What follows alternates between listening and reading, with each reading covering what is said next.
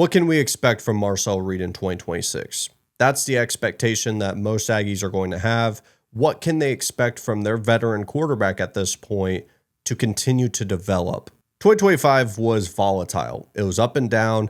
The results and the record was fantastic. Obviously, being 11-1, getting to a college football playoff for the first time in school history, that's great. Sure, we can have the conversation of recalibration of expectations, especially starting the season 11-0, but then you lose to Texas, you lose to Miami, and then you had some scary moments against South Carolina. I understand. We can have that conversation another day. But the truth is, you have your returning quarterback, and he's going to have to develop if you want to get back to the college football playoff, especially when you throw in the context of the majority of your offensive line is going to have to be replaced. And they've done a good job in the transfer portal, but it's still a question mark. You're losing your top wide receiver. You're losing your top running back. This entire offense is going to have a new offensive coordinator on top of that. So there's a lot of changes, but at least at the most important position, you have continuity. I saw Josh Pate talk about this where he said, what we saw with Marcel Reed, if it is his best version, that was enough to make the college football playoff. But I don't think if you copy and paste Marcel Reed and it stays static and he's the exact same player entering 2026, I don't think they make the college football playoff, because I don't know if I can confidently say the situation around him is going to be better than what we saw in 2025. You throw in the fact that the schedule is automatically going to be more difficult with a 9th SEC game and only one bye week. Now, am I automatically writing off Texas A&M as a college football playoff team? That's not what I'm trying to say. What I'm trying to say is the development of Marcel Reed is so vital to what Texas A&M could be in 2026 that if he does take a step forward, they could automatically find themselves back into the college football playoff. Because a very good quarterback to an elite quarterback can mitigate so many problems within an offense. If we begin to really understand Marcel Reed in 2025, because we have to have a baseline. He had 25 passing touchdowns, 12 interceptions, and 3.1 thousand passing yards. And a lot of those interceptions really started to stack up as we got to the end of the season, with a ton in South Carolina, 2 against Texas, and then obviously against Miami. And when your defense starts to crumble in terms of their rushing defense and you're starting to turn the ball over, that's a recipe for failure instantly. And obviously we could talk about the defense another time, but what is Marcel Reed going to be able to do within the confines of his skill set? Because he has every tool in the toolbox. He has the mobility. I think he has a good enough arm for the collegiate level to be an elite quarterback. To be transparent, we're not talking about the lens of an NFL prospect. I don't think Marcel Reed, as it currently stands, is an NFL prospect. But if we're talking about what he could be in 2026, I think there's a lot of upside. And so that's why we're going to sit down and break down, I think, one of his worst games, which was against Texas. Now, do I want to break down this game? Hell no. I was at this game. I do not want to relive this game, but I think it is the perfect example of what Marcel Reed was in 2025 and what he could become, because what Texas had in terms of a play set and system was perfect against all the weaknesses that Marcel Reed still has within his game. But before we dive in, check to see if you're subscribed. A lot of the analytics say that you watch these videos, but you're not subscribed. And at the end of the day, it only helps me,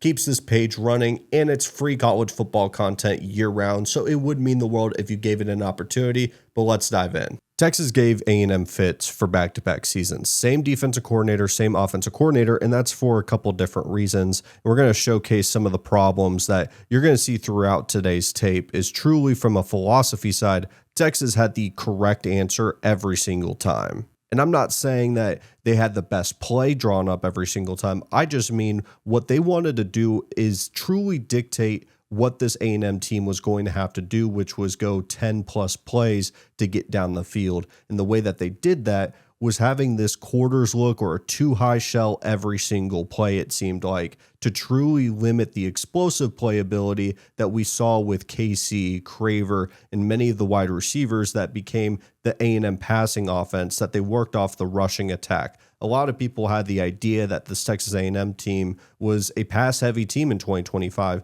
but it was completely built off the run. And if they could stop the run with not having to send multiple guys, not really having to stack the box, maybe drop a safety into there and play in these high shells and drop into these zones and really force Marcel to take the easy stuff, they felt like the more times that they could do that and have these long drives, that sooner or later Marcel Reed was going to make a mistake. And when Marcel Reed does make a mistake, he misses high. That's why we saw a ton of these safeties drop back into these deep zones, because that is their best opportunity when throwing over the middle of the field to get an interception. It happened against South Carolina. It happened in this game, and it happened against Miami. They know that he can miss high when he does become an inaccurate quarterback, which sooner or later will happen, unlike the counterpart in this game with Arch Manning, who overexerts on his throwing motion, which leads it to going into the dirt. Now, if we really start to go into the play and not just the philosophy, because you are just going to see these high shell looks, really having a ton of players have eyes on the quarterback, eyes on the playmakers underneath to really limit the yards after catch ability, you are going to see this is a 3rd and 4 opportunity, and they're going to crowd the line of scrimmage and drop back and have 8 people into coverage to truly watch what are these wide receivers going to do, and can we limit those yak abilities. And the problem with this play is rooted with some of the problems we see with Marcel Reed throughout the season. You're going to have the bunch side to the short side of the field, and they're going to, of course, go to where there's a ton of room and opportunity to create space. Now, you're going to see on a drag route that Mario Craver will become open. Now, it's going to have to bare minimum be 4 yards to get the first down, and there's not going to be a lot of room to create anything else, because right here, he is open. Marcel's going to try to get this throw off. He has enough area to make it. Is it potentially going to be a hospital ball? It's to be seen, but this one's got to get right on the numbers right now. And you will see right here, it's hard to tell from this angle, but he's going to miss high. And there's a reason why they drop back into zone, because these types of throws, if it is way higher, it's going to go to the safety. There's going to be so many eyes that are going to be on Marcel, because sooner or later a ball is going to go high. But why was it high? That's the question we have to answer with the wide angle view, as you'll see right here. And this is a problem that I think needs to be developed, and it truly is pocket presence. You hear it all the time with a ton of commentators talking about pocket presence, but what does it truly mean? A lot of times you're going to see guys drop back into the pocket, and this is a clean one at that. It's expected to be, because you have a stunt coming up the middle to just try to contain things going on. You have the right side. This is as clean of a pocket as you're going to get at the collegiate level, and it's only going to get worse at the NFL level. He's going to clap the ball, which he does so many times. I'm not one that's against clapping the football before you're about to throw, but it's a visual tell of hesitancy. And you see it time and time again when you watch his tape, because this ball has to get out now. You have pressure coming off the right side, and you are going to see him, instead of maybe taking a step back and try to throw through this window or shift his feet, he's instead going to fade back like he's maybe taking a jumper on a turnaround fade because of the pressure. And if your quarterback's not able to get a full step through into this throw, you are going to be more inaccurate as a player. It's just to call a spade a spade. He is feeling pressure on the right side, and if your quarterback is going to be this slanted and his feet are damn near clicking together, clicking his damn heels, you are going to miss high, and that's high and behind. And luckily, this tipped ball doesn't go into a defender's hands. It's 3rd and 4. We are now going to be punting the ball early into this game, halting any kind of momentum on a road environment. Now, I'm going to show you this rep to really double down on what I was talking about with the pocket presence, because the last one, he could have been drifting a little bit to his left. I understand you don't want to be going left and throwing right, but he could have created a little bit more space so that he's not having to slant away and almost fade away like we talked about. But there's a lot of times you'll see this a ton, especially in this game. He's going to have a clean pocket here. We're going to see a 3-down lineman. It's going to drop back 8 into the coverage. Once again, it's a shot play that does not get open, so he's going to drop down to Ruben Owens. Now, this is a batted ball by Burke. It's a great play by the defensive lineman. I'm not going to blame the quarterback for a batted ball. What I am going to blame, and what concerns me, and it's going to highlight here, is a lot of the, we're going to chop our feet, we're going to move to the left, we're going to move to the right in a clean pocket. You see it with like the polar opposite with Cam Ward in a clean pocket. He's calm, he's cool, he's collected, sometimes even a little bit too calm and a little bit too collected. It's the opposite with Marcel here. I want you to just watch his feet into a very clean pocket. There's no need for all this extra movement here. He drops back, he's chopping, he's moving, he's hesitating. And that ball, even coming out of his hands, I mean, we're going to see right here, this ball is not going to have any type of chance because he's going to drop back. He's at the top of his drop. He's reading the field. And one of the things I would note, honestly, is the eyes for Marcel are there. You could see him going through it, but it's from the neck down. A lot of, we're going to bat the ball. We're going to bat the ball right here. We're going to look, we're chopping our feet. We're trying to go through our progressions. And sometimes it's just take a breath, take a moment. He's going to chop here. He's going to clap the ball. This ball should be out because what you're going to see on the wide angle view, if I can go back to it, let's see, is there's a lot of room and opportunity if this ball just gets out right here. We're on a 2nd and 5. It's 2nd and 5. The shot play is not going to open up because this linebacker has enough depth to cover the backside dig. The post is covered up. This is covered up for the most part. Just get the ball out. Get the ball out. There's so much room. It's Ruben Owens. Yeah, maybe he would have tripped and fallen if you got the ball to him, but at least give the playmaker an opportunity. And right here, because he is batting the ball and he's hesitant, lets the eyes of Trey Burke get there, and he puts his hands up, play is dead. I understand it's a batted ball, but you're making a lot of extra movement, and it's not necessary, and you see it when pressure is actually there, that sometimes when he needs to really sit in the pocket and let it rip, because of all this chopping around, it doesn't let his base get centered and his gravity to really set in for him to really rip into a throw. And a lot of times it just gets lofted. Now, this play to me is an opportunity. I wouldn't say this is a fault for Marcel by any type of metric because he still gets a positive play out of this.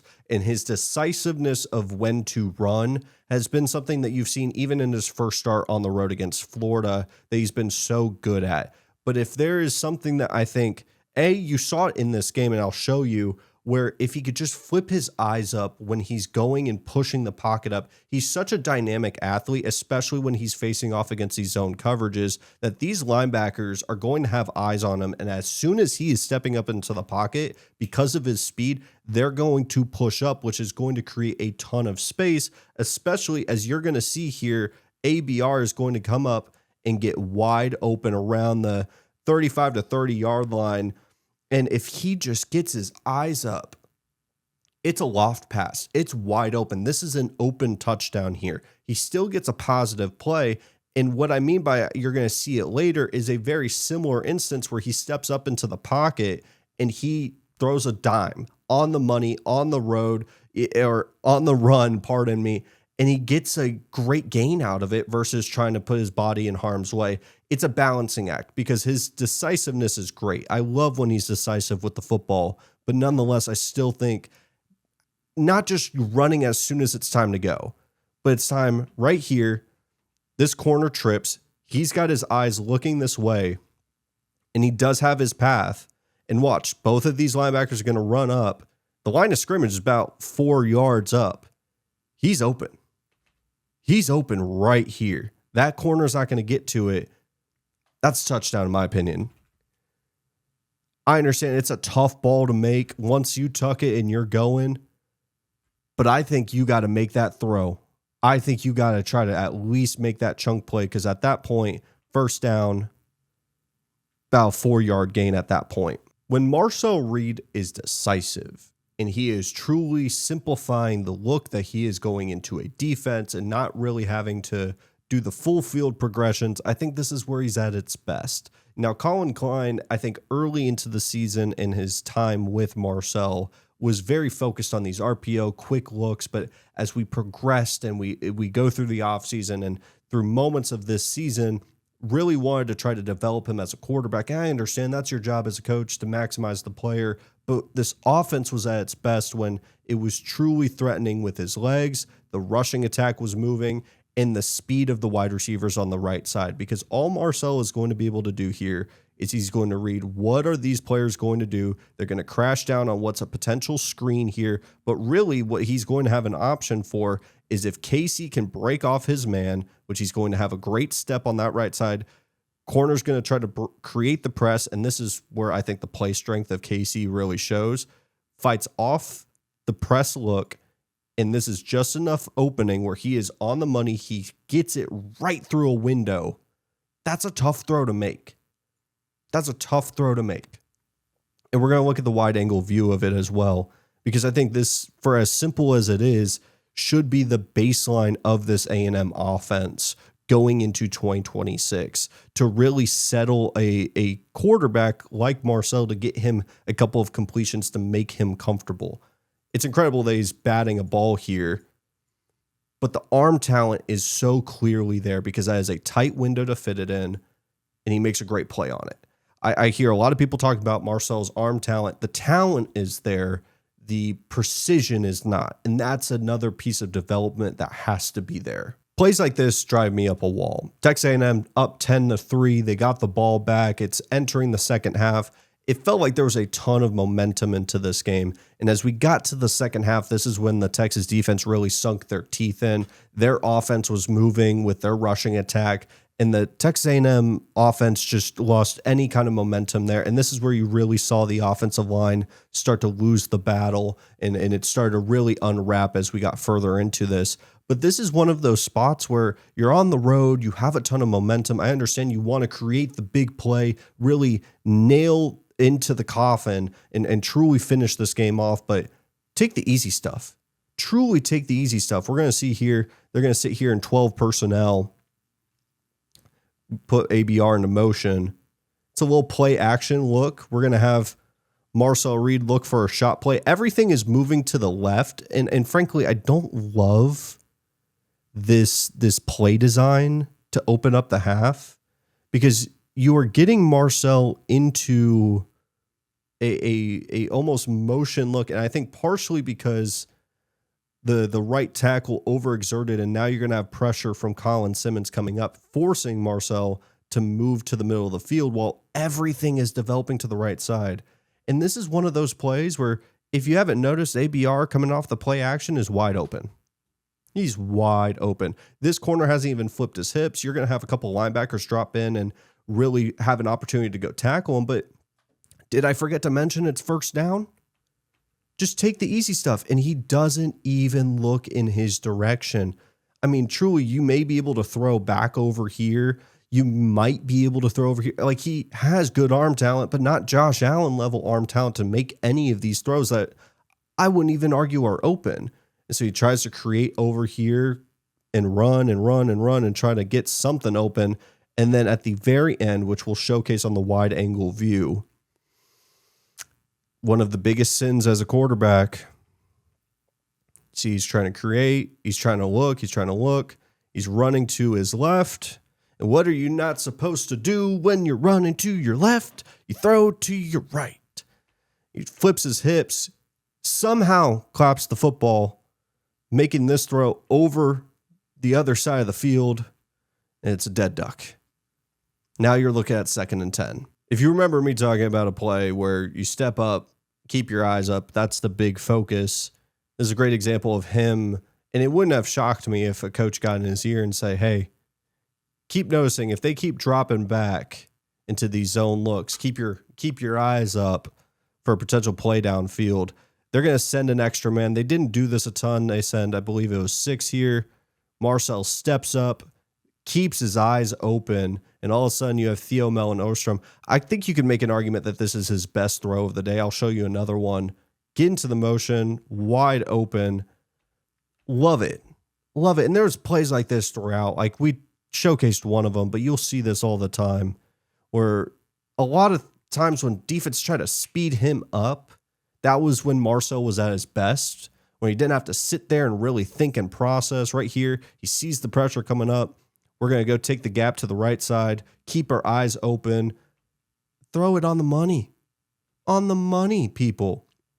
That was when Marcel Reed, in my opinion, was truly at his best, was not having to think. And PK had the great counter to it of, we're going to send 3 more times than not and drop 8 into the coverage, and because we can't see you really run the football effectively, what are you going to do, Marcel? We're going to contain you, and you're going to have to really dissect a defense. And if you can't run the football, then we don't really have to worry about anything else. I would argue this is the best play from Marcel during this game, and it came late. It really felt like when he's not having to really think and sit back and dissect what the defense is doing and just instincts take over, you get the best version of himself. Now here, you're going to really watch him go through progressions. And if you could just bottle up this play and expand it over the course of a season, which is easier said than done, of course, with quarterback, you could have a very high level quarterback at the SEC. Watch right here. He's going to go through the progression, going to the right, and you're going to get a backside dig in this little gap, this little spot. You're going to have to put it right on the Longhorn logo if you want to get it open. It's a beautiful ball from Marcel. Truly take a moment and understand this is not an easy explosive to create. There is a gap right here, and this is exactly what PK wanted to see. Could Marcel do for 4 quarters? Truth is, he couldn't do it for 4 quarters. He could do it in little spurts, and this is a ball that is right on the money. I want you to see maybe the wide angle view. Let's show the pocket real quick. He drops back. He's going through his progressions. He's not making extra movement. Like, yes, he's hopping his feet a little bit, but he's getting set. Right in the money. Right on the money. Do I think his windup takes a little bit long? I'll say the footwork needs a lot of work, but nonetheless, this is a great ball from him. Thing is, and the problem I have when I watch his tape is a lot of times you could see these great throws, but it's almost like Lonzo Ball's jumper when it first got to the NBA, where the form and release looked pretty rough. There's moments where he's dropping back, or I'm not talking about Lonzo, but like Marcel is dropping back, he's hopping his feet, he's going through his progression, the eyes are there, but then it is like either an overexertion, like he doesn't have this like quick, consistent release. Like I watched Fernando Mendoza before I put on Marcel's tape, and Mendoza's very much a formulaic, it's going to be the same motion more times than not. And with Marcel, a lot of times either the base is a little bit too long, the arm gets overextended here, or it's a little bit more of a windup where he's clapping the ball and he's hesitating. And a lot of times I heard people talk about, and to finish the Lonzo Ball piece, I mean, it was a jumper that worked at earlier stages, but as he continues to refine to the next level, he had to adjust it. And I think you need to adjust Marcel's throwing motion and really how he handles a pocket if you want more consistency, because he's about as inconsistent in his motion as his inaccuracies. I also want to highlight this because one of the things that you see with Marcel when he's in a pocket like this not being the best example, but truly for the fact of in the course of a game, if you send pressure, there is scar tissue there that can be built up within the course of a game or scar tissue of the previous play. I just finished watching some early seasons of Ted Lasso, and there's a lot of times where, or there's one quote that always sticks with me is you have to have the memory of a goldfish.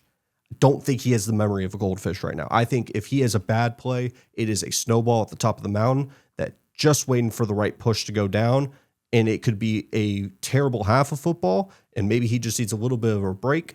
Best example is South Carolina. I think there's a lot of things that he could do that is going to be very good for Texas A&M next year. But the footwork has to be better. The inaccuracy overall has to be better.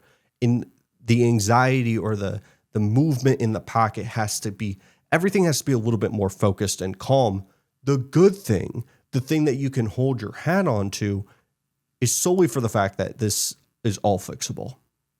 It is not out of the realm of possibility that he can feel calmer in a pocket. He feels like he can see things at a slower level than what is really going at a fast pace right now. I mean, the processing needs to be faster. He is late on so many things. That comes with time. That comes with experience. And so do all these little nuances that can make him a much better quarterback, because right now he is an athlete. But with that being said, thank you so much for watching. I appreciate anyone who watched this all the way through. I understand that I'm still trying to get the format really set for these film reviews and breakdowns.